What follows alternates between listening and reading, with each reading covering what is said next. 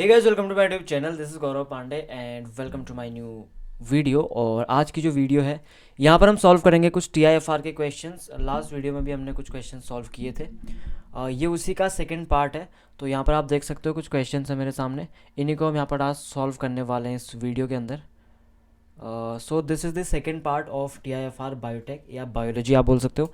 उसके जो फिजिक्स का पोर्शन है, सेक्शन बी है, उसको हम सॉल्व करेंगे। कुछ क्वेश्चंस हमने ऑलरेडी कर दिए हैं, वीडियो नहीं देखी है तो जल्दी से देख लो। ऊपर आई बटन पर आपको मिल जाएगा, इस साइड उस साइड कहीं पर भी आई बटन पर ऊपर एक पट्टी सी आ जाएगी वाइट सी। सो उसको जाके आप देखिए, वो फर्स्ट पार्ट है उसका। सो उसी से आगे कंटिन्यू करेंगे, कुछ क्वेश्चन हम सॉल्व करेंगे TIFR के। तो चलिए शुरू करते हैं।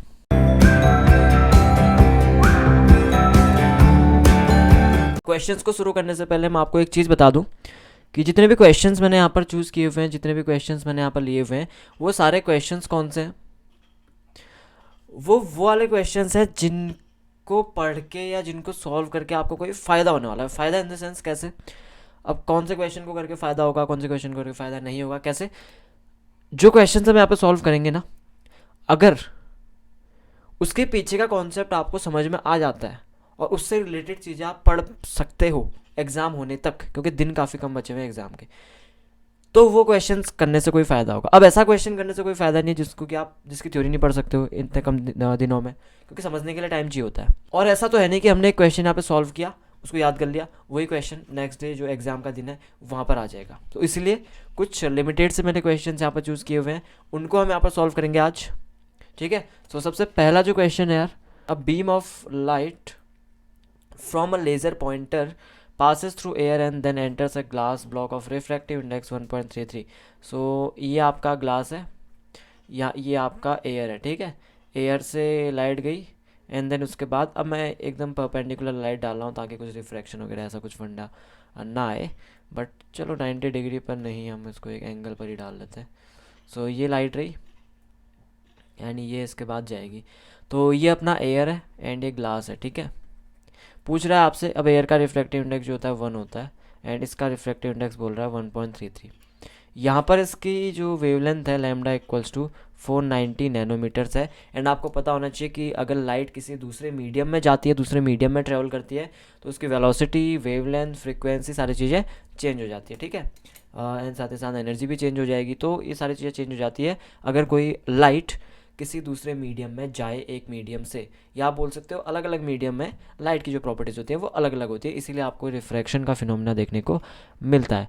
तो अब यहाँ पर क्या रिलेशन हम यूज़ करने वाले हैं, कौन सी चीज़ यहाँ पर जो मैंने बोला कि जैसे आपसे बोला कि एक चीज़ होती है यानी वेवलेंथ जो है, फ्रीक्वेंसी जो है, आपकी वेलोसिटी जो है लाइट की, वो अलग अलग मीडियम्स में अलग अलग होती है। तो इनके लिए यार रिलेशंस होते हैं कई सारे। अगर आपसे वेलोसिटी पूछ ले, सो वेलोसिटी आप कैसे निकाल सकते हैं, v=c/n, ठीक है। कुछ इस तरह से आप वेलोसिटी निकाल सकते हो किसी पार्टिकल की, किसी लाइट की, किसी दूसरे मीडियम में। तो n is the refractive index. आपसे अगर ये पूछ लेता, क्योंकि हमको और चीज़ें भी समझनी पड़ेंगी, सिर्फ एक क्वेश्चन हम सॉल्व कर दें, उसका आंसर याद कर लें, उसका आंसर निकाल दें, उससे फ़ायदा नहीं है, आसपास की चीज़ें भी सीखनी ज़रूरी है। तो वेलोसिटी अगर आपसे पूछता तो आप कैसे निकालते? ये हो गई velocity of light and upon आप क्या कर देते, जो इसका रिफ्रैक्टिव इंडेक्स है वो कर देते, तो ये आ जाती है आपकी speed of light in this medium. में जो ग्लास है इसमें कितनी स्पीड से चल रहा है हमने निकालना है। वेवलेंथ, फ्रीक्वेंसी भी हम उसके अलावा निकाल सकते हैं, ठीक है। कैसे? न्यू इक्वल्स टू c/λ होता है। तो यहाँ से हम लैम्डा निकाल लें अगर, तो लैम्डा की हेल्प से हम न्यू भी निकाल सकते हैं। तो एक चीज़ आप निकाल लो, सारी चीज़ें फिर निकाल सकते हो। वेवलेंथ निकालना, तो वेवलेंथ और उसके बीच में रिलेशन होता है lambda n equals to constant, ठीक है, where n is the refractive index. Lambda n equals to constant का क्या मतलब है कि λ1n1 जो होगा, यानी इस मीडियम का रिफ्रैक्टिव इंडेक्स और इस मीडियम में लाइट की वेवलेंथ का प्रोडक्ट, वो किसके इक्वल होगा? किसी और मीडियम में उसकी वेवलेंथ और उस मीडियम का रिफ्रैक्टिव इंडेक्स, उन दोनों के प्रोडक्ट के, यानी λ1n1 इक्वल्स टू λ2n2, ठीक है। तो ये रिलेशन है, इसका यूज़ करेंगे, आपको आसानी से आंसर मिल जाएगा। आपको क्या क्या गिवन है? λ1 गिवन है, n1 गिवन है, n2 गिवन है, आपने निकालना है λ2। आसान सा क्वेश्चन है। λ2 equals to λ1 n1 upon n2। n1 आपको पता है एयर में कितना रिफ्रैक्टिव इंडेक्स 1 है, तो इसकी ज़रूरत है नहीं। λ1/n2 कर देंगे। λ1/n2 मतलब λ1 इज़ 490 अपॉन n2 करेंगे 1.33। इसको सॉल्व करेंगे, सो आपको हाँ, इसको सॉल्व करके तो डेफिनेटली ये अब वैल्यू हमने निकालनी नहीं है। Greater than, smaller than, equal to और can not be determined. Can not be determined तो नहीं, हमने निकाल दिया आंसर ऐसे कैसे। सो डी गलत है, इक्वल नहीं होगा। क्या ग्रेटर होगा या स्मॉल होगा? 1.33। किसी क्वांटिटी को 1 से बड़ी क्वांटिटी से आप डिवाइड करो तो वो छोटी क्वांटिटी मिलेगी, यस। सो इसका मतलब ये जो आंसर आएगा this will be smaller than 490, right. भाई 490 अपॉन 1.33 निकालो, लेस देन 490 आएगा। So this wavelength will be smaller than 490। तो ये रिलेशन है, आपने याद रखना है। इस तरह के और भी जितने भी रिलेशन है छोटे मोटे आपको पता होने चाहिए, ठीक है। ये यूज़ हो जाते हैं, जैसे ये मैंने फॉर्मूला बताया, ये बताया। एंड इसी तरह से और भी फॉर्मूले होता है। रिफ्लेक्शन वहाँ पर आपको स्नेल्स लॉ मिलेगा, स्नेल्स लॉ का आपने ध्यान रखना है। तो ऐसे छुटपुट से जो फॉर्मूले हैं ज़रूर से इनको याद कर लेना। Let's move to the next question. और एक और चीज़ मैं आपको बता दूं, जैम का अगर आपने क्वेश्चन मतलब जैम का एग्ज़ाम दिया हो तो वहाँ पर आपने देखा होगा कि बहुत ज़्यादा क्वेश्चंस है नहीं ये किससे, रिफ्लेक्शन यानी ऑप्टिक्स। अगर इन जनरल में बोलूँ तो ऑप्टिक्स के वहाँ पर क्वेश्चन नहीं थे। मैंने तो ये भी बोल दिया था कि ऑप्टिक्स पढ़ने की ज़रूरत ही नहीं है, आपको सिर्फ पोलराइजेशन करके जाना है and you are done, right. आपने अगर वीडियो देखी हो बायोटेक वाली तो ये चीज़ मैंने बताई थी। अब ये क्वेश्चन जो है, नेक्स्ट क्वेश्चन देखो, इसमें पूछ रहा है आपसे कि unpolarized light passes through a polarizing sheet, which of the following statement describes the output beam, right. तो एक पोलराइज़र है, पोलराइज़र क्या करता है, इसका काम आपको पता होना चाहिए। अगर एक अनपोलराइज लाइट इधर जाए, अनपोलराइज लाइट जाए, सो ये जैसे भी इसकी एक्सिस होगी बाहर निकलेगी, तो एक पोलराइज लाइट बाहर निकलेगी, ठीक है। अब पोलराइज लाइट, अनपोलराइज लाइट क्या है? अनपोलराइज लाइट वो होती है, कोई लाइट होती है उसमें देखो लाइट क्या होती है, लाइट इज़ एन, बहुत ज़्यादा डीप में जाने की वैसे मेरे ख्याल से ज़रूरत, चलो थोड़ा बहुत मैं आपको बता देता हूँ। Light is an electromagnetic wave. Electromagnetic मतलब electric field, magnetic field, electromagnetic, उसमें एक इलेक्ट्रिक फील्ड होता है एंड उसमें एक उसका परपेंडिकुलर एक मैग्नेटिक फील्ड होता है। तो लाइट कुछ नहीं होती है, लाइट बस ये दो का कॉम्बिनेशन है। जो भी आप लाइट देख रहे हो, आपके सन से लाइट आ रही है, आप अगर लाइट ऑन करो वहाँ से लाइट आ रही है, कहीं से भी कोई भी लाइट आ रही है, तो वो कुछ नहीं है, वो इलेक्ट्रिक और मैग्नेटिक फील्ड कुछ इस तरह से आ रहे हैं, ठीक है। दोनों कंपोनेंट्स से दोनों परपेंडिकुलर हैं। इलेक्ट्रिक फील्ड अगर ऐसे एक्स एक्सिस के अलॉन्ग है तो मैग्नेटिक फील्ड कुछ ऐसा होगा, बात समझ आ रही है। सो ऐसा कुछ, तो इलेक्ट्रिक और मैग्नेटिक फील्ड ये रहे आपके, इनका कंपोजिशन ही होता है। तो अनपोलराइज का मतलब है कि यार इलेक्ट्रिक फील्ड कंपोनेंट जो है आपका, अगर वो इलेक्ट्रिक फील्ड कंपोनेंट हर एक डायरेक्शन में फैला हुआ है, वो ऐसे भी है, वो मतलब हर एक डायरेक्शन में, ये जो एरो है ना, अगर मेरा इलेक्ट्रिक फील्ड ऐसा है तो मैं इसको ऐसे दिखा सकता हूँ, अगर मेरा इलेक्ट्रिक फील्ड ऐसा है तो मैं इसको ऐसे दिखा सकता हूँ। सो अनपोलराइज का मतलब है कि ऐसी लाइट जिसमें कि इलेक्ट्रिक फील्ड अपनी डायरेक्शन चेंज करता रहता है। अभी तक वो ऐसा था, कुछ टाइम बाद वो ऐसा हो जाएगा, कुछ टाइम बाद वो फिर ऐसा हो जाएगा, मतलब ठीक है। तो मतलब वो अलग अलग एक्सिस में घूमता रह रहा है, ऐसे आगे भी चलता रह रहा है, घूमता भी रह रहा है, ऐसे करके, समझ रहे हो, ऐसे कुछ चलता रहेगा, घूमता रहेगा। This type of light is an unpolarized light. Polarize का मतलब होता है कि उसका इलेक्ट्रिक फील्ड जो कंपोनेंट है वो सिर्फ एक डायरेक्शन में आ जाए। यहाँ पर तो घूमता हुआ जा रहा था, ऐसे कहीं टेढ़ा मेढ़ा था इसका इलेक्ट्रिक फील्ड कंपोनेंट, बट बाहर आने के बाद ये एक ही डायरेक्शन में हो जाएगा, कुछ इस तरह से। तो ये होता है आपका इलेक्ट्रिक अनपोलराइज और पोलराइज का फ़र्क। तो पोलराइज़र का काम ही यही होता है कि वो अनपोलराइज को पोलराइज कर दे। अब जो ऑप्शंस आपको दिए हैं यहाँ पर, ऑप्शन में पूछ रहा है, ऑप्शंस में ये पूछ रहा है कि जो बाहर लाइट निकलेगी वो कैसी होगी और उसकी इंटेंसिटी में क्या चेंज आएगा, इंटेंसिटी कम होगी ज़्यादा होगी, वो भी हम बात करते हैं। सो लाइट इज़ पोलराइज्ड, हमने अभी पढ़ लिया कि पोलराइज़र का काम ही यही है कि वो अनपोलराइज लाइट को पोलराइज करे। सो अनपोलराइज लाइट जाएगी, पोलराइज होगी, तो it is polarized, unpolarized, polarized, unpolarized. तो दो ऑप्शन है, ए और सी पोलराइज वाले। सो इन दोनों में से अब देखो एलिमिनेशन यूज़ किया मैंने यहाँ पर, एलिमिनेशन करना ज़रूरी है कई सारे क्वेश्चंस में जहाँ पर आपको दिक्कत हो रही हो। सो बी और डी तो नहीं होंगे। अब देखो intensity is reduced, intensity is unchanged, क्या इसमें से आंसर होगा? भाई एक में आपके इलेक्ट्रिक फील्ड कंपोनेंट बहुत सारे हैं, लाइट पास हुई, कई सारे इलेक्ट्रिक फील्ड कंपोनेंट रोक दिए गए पीछे ही, और आधे जो जितने उस एक्सिस के अलॉन्ग थे सिर्फ उतने ही पार उससे हुए। तो इसका मतलब क्या हुआ कि जो इलेक्ट्रिक फील्ड कंपोनेंट्स इधर रुक गए हैं उनका भी तो कुछ इंटेंसिटी होगी ना। भाई 10 लोग इधर से जा रहे थे अलग अलग डायरेक्शन को मूव करके, ठीक है, कोई इधर को देखा हुआ था, कोई इधर को, कोई, सब ने अलग अलग डायरेक्शन को अपना फेस किया हुआ है। अब वो एक रास्ते पे पहुँचे, वहाँ पर क्या बोला उनसे कि जिन्होंने एक्स एक्सिस की तरफ अपना मूव किया हुआ है सिर्फ वही आगे जाओ। तो क्या वो लोग तो कम हो गए ना इधर, बात समझ आ रही है कुछ इस तरह से आप समझ सकते हो।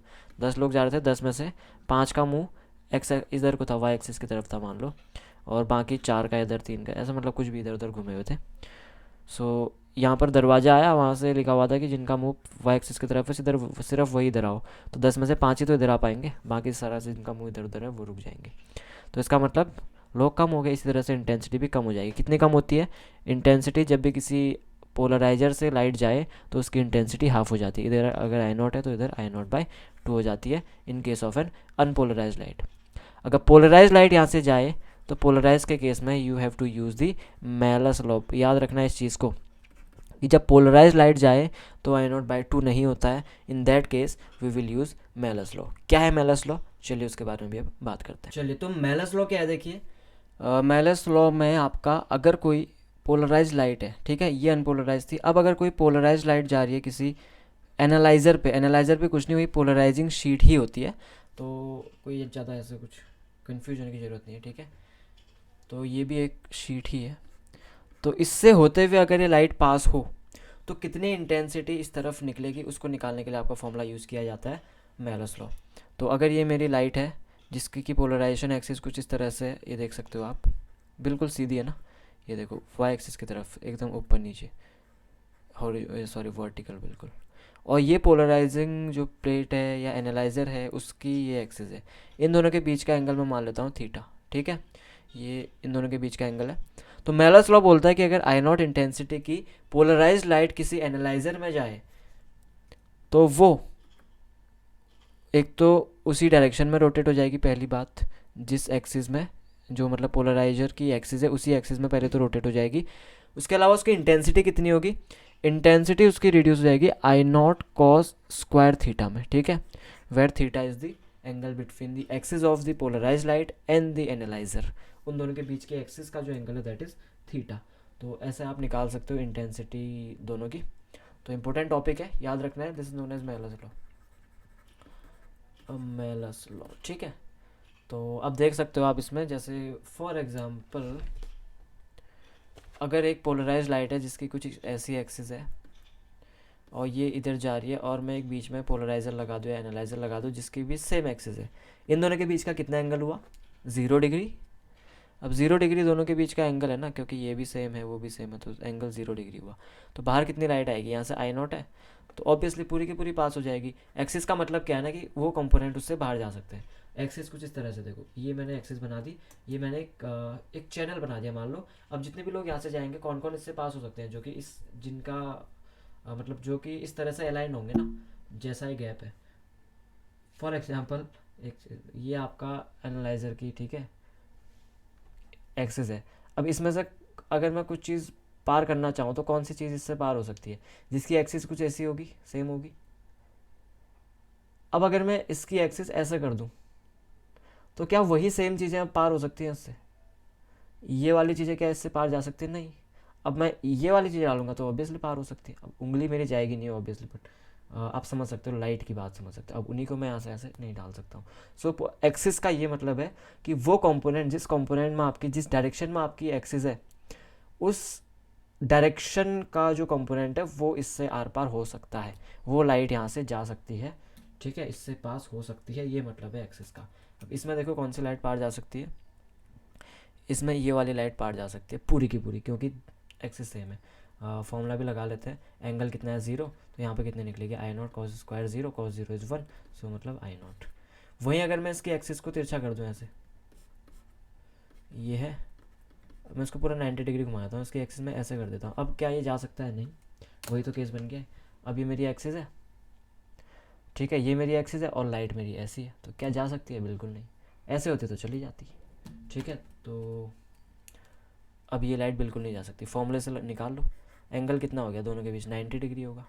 90 डिग्री होगा तो I not cos square 90, cos 90 is 0, so this will become 0। तो यानी इस साइड से अगर आई नॉट इंटेंसिटी जा रही तो इस साइड 0 इंटेंसिटी निकलेगी, ठीक है।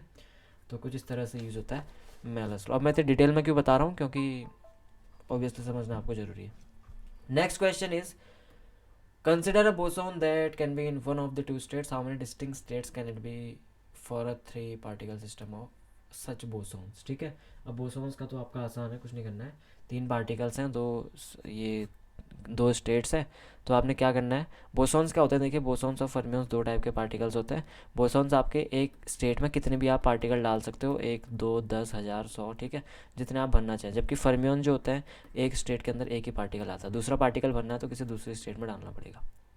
सो ये फ़र्क होता है बोसॉन्स और फर्मियंस में। क्वेश्चन में आपको बोसॉन्स गिवन है, तो बोसॉन्स के लिए आपने क्या करना है, बोसॉन्स के लिए आपको दो बोसॉन्स दिए हैं, सॉरी दो स्टेट्स दिए हैं, 3 पार्टिकल सिस्टम मतलब 3 बोसॉन्स आपके पास हैं, उनको भरना है। कैसे कैसे भर सकते हो आप, तो दो स्टेट में क्या कर सकते हो, 3 एक में डाल दिए, एक में एक भी नहीं डाला, 3 है ना, हाँ।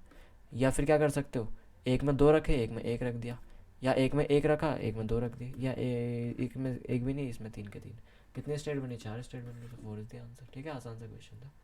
फर्मियंस होते तो फर्मियंस में अलग केस बन जाता है, ठीक है। फर्मियंस में आप जो है फॉर्मूला यूज़ कर सकते हो, उसमें भी फ़र्क आता है आपका डिस्टिंग्विशेबल इनडिस्टिंग्विशेबल का, ठीक है। और इतना डिटेल में वैसे मेरे ख्याल से पढ़ने की आपको ज़रूरत है नहीं, क्योंकि इसके लिए फिर आपको और भी कई सारी चीज़ें पढ़नी पड़ेंगी। पढ़ा हुआ अगर ऑलरेडी तो बहुत अच्छी बात है, आप एक बार रिवाइज कर सकते हो, बट नहीं पढ़ा हुआ तो बिल्कुल भी नया पढ़ने की ज़रूरत नहीं है, ठीक है। ये टॉपिक तो खासकर, और मैंने क्वेश्चन भी ऐसे ही चूज़ किए हैं जिसमें कि आपको ना पढ़ना पड़े। अब डिस्टिंग्विशेबल इनडिस्टिंग्विशेबल क्या होते हैं, जैसे मान लो डिस्टिंग्विशेबल का मतलब दो में आप फ़र्क पता कर सकते हो। दो भाई खड़े हैं, आप बता सकते हो कि ये राम है ये श्याम है, लेकिन अगर वहीं दोनों जुड़वा हो गए तो आप फिर मुश्किल होती है बताने में, ठीक है। तो जो नॉर्मल भाई है वो डिस्टिंग्विशेबल हो गए, आप फ़र्क बता सकते हो। जो जुड़वा भाई है जिनमें आप फ़र्क नहीं बता पा रहे वो इनडिस्टिंग्विशेबल हो गए, ठीक है। जैसे इलेक्ट्रॉन्स है, दो इलेक्ट्रॉन्स रखे हुए हैं, एक इधर है एक इधर है, एक राइट हैंड में एक लेफ्ट हैंड में, दोनों को इंटरचेंज कर दो, राइट वाले को लेफ्ट में लेफ्ट वाले को राइट में, तो कोई फ़र्क पता नहीं चलेगा। लेकिन एक हाथ में प्रोटॉन है एक हाथ में न्यूट्रॉन है, दोनों को इंटरचेंज करो तो पता चल जाएगा कि प्रोटॉन यहाँ से वहाँ चला गया। So this is the difference between distinguishable and indistinguishable particles. In that case जो फॉर्मूला बन जाता 2 to the power n, n is the number of particles, ठीक है। सो अगर इनडिस्टिंग्विशेबल पार्टिकल्स आपसे बोलता है कितने नंबर ऑफ स्टेट्स बनेंगी, तो 2 to the power 3 बन जाता है, क्योंकि 3 पार्टिकल्स है, n is the number of particle, 2 to the power 3 8 हो जाता। 8 could be the correct answer, but in this case 4 is the correct answer, ठीक है। सो ये डेफिनेशन सिर्फ आपको मैंने समझाई कि बोसॉन्स क्या है, फर्मियंस क्या है, और भी कई सारी चीज़ें आप पढ़ सकते हो। इसको क्वांटम मैकेनिक्स में पढ़ सकते हो, इसको आप एटॉमिक न्यूक्लियर में पढ़ सकते हो, इसके अलावा इसको आप, ठीक है, स्टैटिस्टिकल मैकेनिक्स में पढ़ सकते हो, कहीं भी आप इसको पढ़ सकते हो इस टॉपिक को। आगे हमारे पास कुछ क्वेश्चन है 2016 के क्वेश्चन पेपर से। पहला क्वेश्चन उसमें से ही रहा, 2 objects are acted by the same force for the same amount of time at that point, even though the objects have different masses they will have the same। अब इसमें पूछ रहा है आपसे कि दो ऑब्जेक्ट्स हैं, दोनों में फोर्स लगा है, ठीक है। एक ही ऑब्जेक्ट में रख लेता हूँ, एक ही ऑब्जेक्ट में रख लेता हूँ, मास दोनों का अलग अलग है, m1 m2, इसको a बोल देता हूँ, इसको b बोल देता हूँ। एक फोर्स लगाया एक फोर्स लगाया, दोनों में सेम फोर्स लगा रखा है, ठीक है। फोर्स दोनों में सेम है, मास दोनों का डिफरेंस है, तो आपसे पूछ रहा है कि क्या चीज़ इनमें से सेम होगी। तो पहला ऑप्शन है वेलोसिटी। अब देखो, दो अलग अलग मास की बॉडी में आप दो फोर्स लगा, आप सेम फोर्स लगाओ। एक 10 kg की बॉडी है, एक 5 kg की बॉडी है, दोनों में आप 10-10 न्यूटन का फोर्स लगा रहे हो, तो क्या होगा भाई, 5 न्यूटन और 5 kg वाला तेज जाएगा ऑब्वियसली। हल्की बॉडी में उतना धक्का मारो, वही सेम फोर्स आप एक भारी बॉडी में लगाओ तो हल्की वाली ज़्यादा तेज जाएगी, उसमें ज़्यादा एक्सेलरेशन होगा। ज़्यादा एक्सेलरेशन ज़्यादा फोर्स का मतलब ज़्यादा एक्सेलरेशन का मतलब, एक सेकेंड, फोर्स दोनों में सेम है ना, फोर्स दोनों में सेम है, तो इसका मतलब अगर मास कम है, हल्की बॉडी है, तो उसमें एक्सेलरेशन ज़्यादा होगा, एक्सेलरेशन ज़्यादा होगा तो वेलोसिटी ज़्यादा होगी, ठीक है। तो अगर दो अलग अलग मास वाली बॉडीज़ में अगर आप सेम फोर्स लगाओ, कॉमन सेंस है यार, तो वेलोसिटी उनकी अलग अलग होगी। So this is not the answer. Acceleration तो ऑब्वियसली नहीं होगा।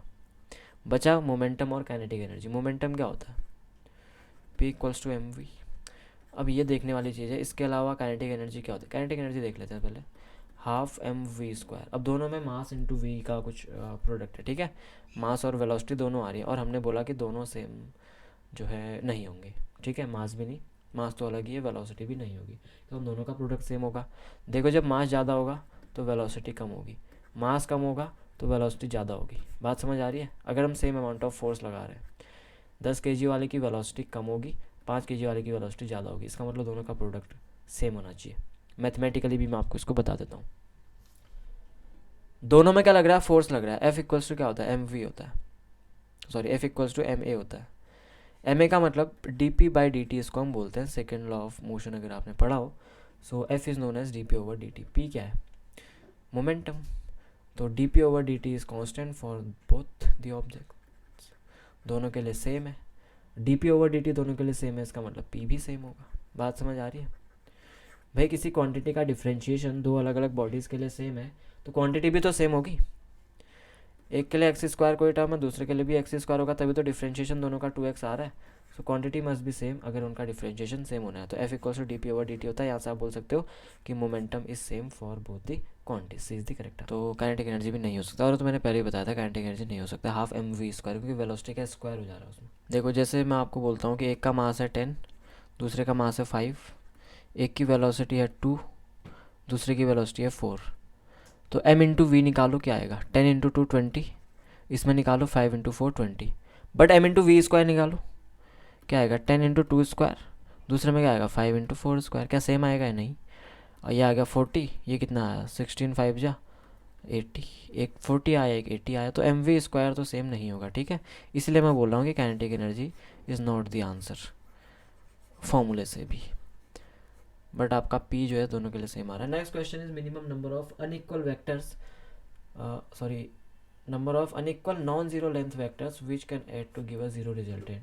मिनिमम आपको कितने ऐसे वेक्टर चाहिए नॉन जीरो लेंथ के जिनको कि आप ऐड करो जीरो आ जाए? कितने चाहिए? 3 चाहिए ऑब्वियसली यार, 2 से तो नहीं होगा काम।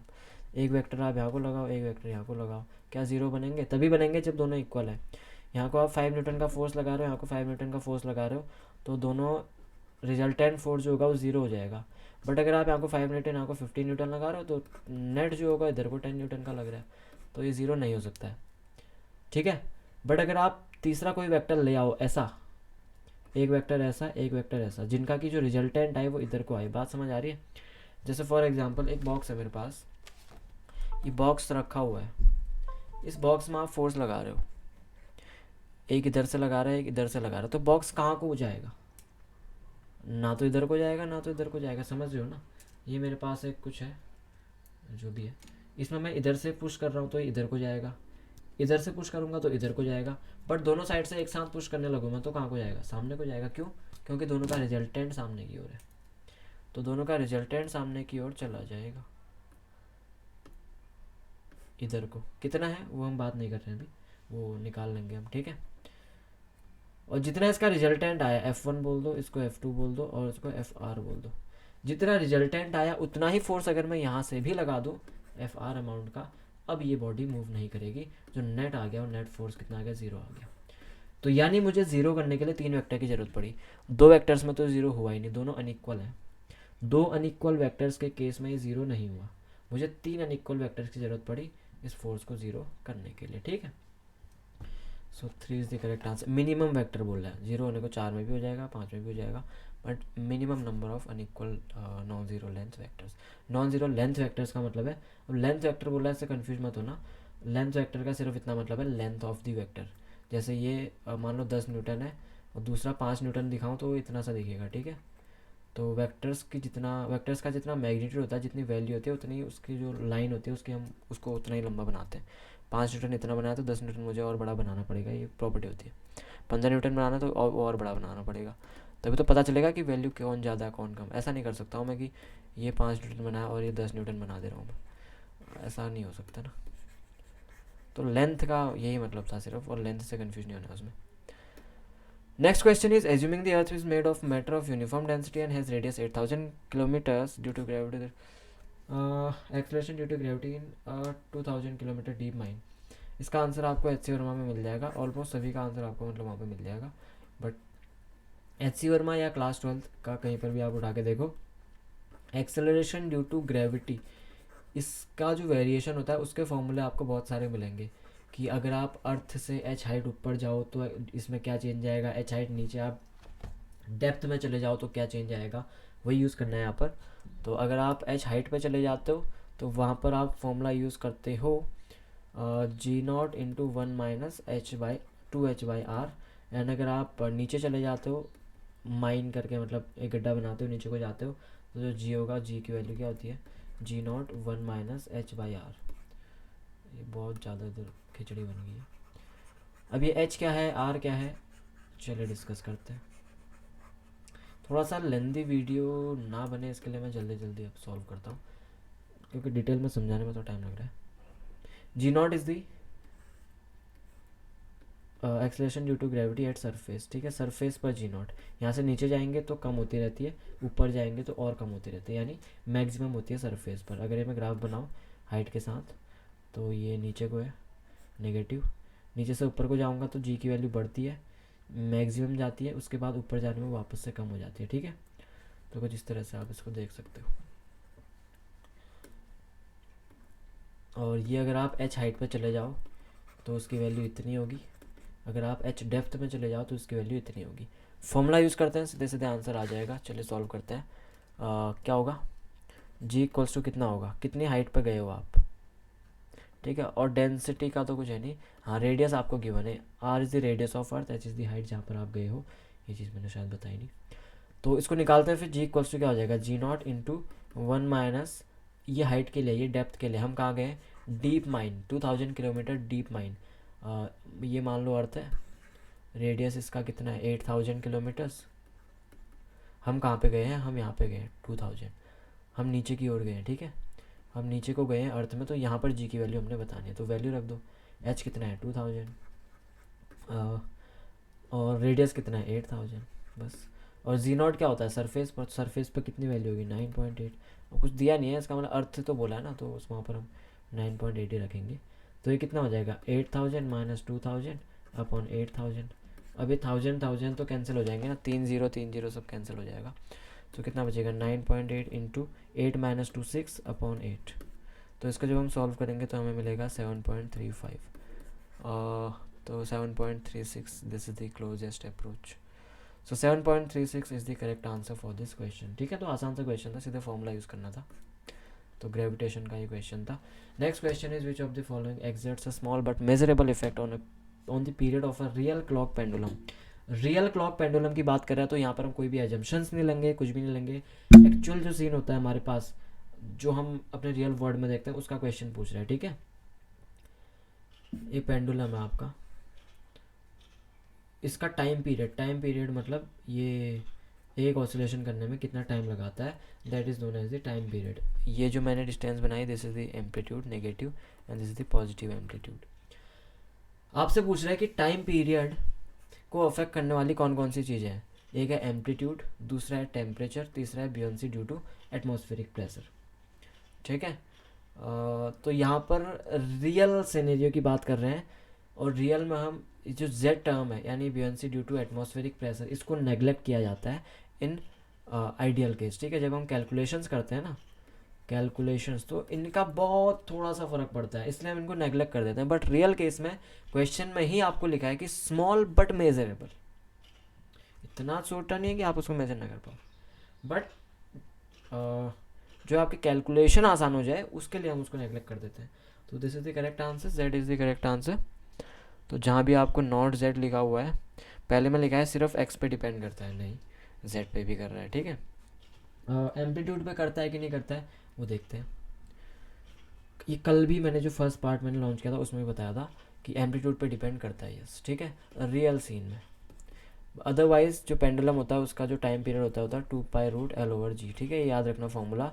But this is the ideal case, जहाँ पर हम कुछ केसेस लेते हैं, केस लेने का मतलब हम कई चीज़ें कंसिडर करते हैं कि oscillation must be small and कई सारी चीज़ें, और कि एटमॉस्फेरिक प्रेशर नहीं होगा, वैक्यूम में आपका पेंडुलम होगा, तो कई सारी चीज़ें कंसिडर की जाती हैं। बट उन सबको हटा दें तो हमें और भी चीज़ें देखने को मिलेंगी। बट उन सबको अगर हम कंडीशंस लें, एकदम आइडियल केस लें, तो सिर्फ और सिर्फ लेंथ ऑफ दिस पेंडुलम पे डिपेंड करता है हमारा टाइम पीरियड, ठीक है।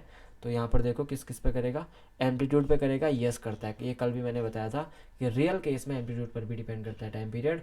टेम्परेचर पर करेगा, यस करेगा, क्यों, क्योंकि जब भी आप टेम्परेचर बढ़ाते हो तो बॉडी होती है एक्सपेंड, कोई भी आपकी बॉडी है टेम्परेचर बढ़ाने पर वो एक्सपेंड होती है, टेम्परेचर कम होने पर वो कंप्रेस होती है। सो अगर ये एक्सपेंड होगी तो इसकी लेंथ बढ़ जाएगी, यस और नो। गर्मी बढ़ी, गर्मी से बॉडी एक्सपेंड हुई, इसकी लेंथ बढ़ गई, और लेंथ बढ़ने पर मैंने बोला टाइम पीरियड चेंज हो जाएगा, बढ़ जाएगा। सो टेम्परेचर पर भी डिपेंड कर रही है, एम्पलीट्यूड पर भी कर रही है, फ्रीक्वेंसी पर भी कर रही है, एक्स वाई जेड तीनों पर डिपेंड कर रही है। D is the correct answer. तो रियल सीन आपसे पूछ रहा है, कोई आइडियल केस नहीं पूछ रहा है, सो यहाँ पर डी करेक्ट आंसर हो जाएगा। तो the next question is from thermodynamics, और यहाँ पर आप देख सकते हो TIFR का जो अप्रोच है कितनी अलग है। जो और एग्जाम्स होते हैं वहाँ पर आपको डायरेक्ट क्वेश्चन पूछता है, सीधे फॉर्मूला लगाओ, सीधे आंसर निकालो। यहाँ पर अप्रोच बिल्कुल ही अलग है। आइडियल केस अगर आप पढ़ते हो तो यहाँ पूछा है रियल केस। अगर आप कोई चीज़ ऊपर ऊपर से पढ़ते हो तो यहाँ पर एकदम डीप में पूछ लेता है। कल भी हमने कई सारे ऐसे क्वेश्चंस देखे थे। यहाँ पर एक और क्वेश्चन मिलने वाला है जो कि बहुत बढ़िया है, पूछ रहा है, और एक ट्रिक क्वेश्चन भी होता है, कई बार पूछा जाता है। इसमें आपसे पूछ रहा है कि एक वेल आइसोलेटेड रूम है, ये पूरा रूम है, इसके अंदर एक फ्रिज रखा हुआ है यहाँ पर, ठीक है, एक फ्रिज रख देते हैं, इसका एक डोर है, ठीक है, ये डोर आपसे बोल रहा है कि डोर हमने कुछ देर के लिए खुला रख दिया, डोर को हमने खुला रख दिया कुछ देर के लिए, अब क्या होगा ये आपने बताना है, ठीक है। ये डोर था, ये खोल दिया मैंने,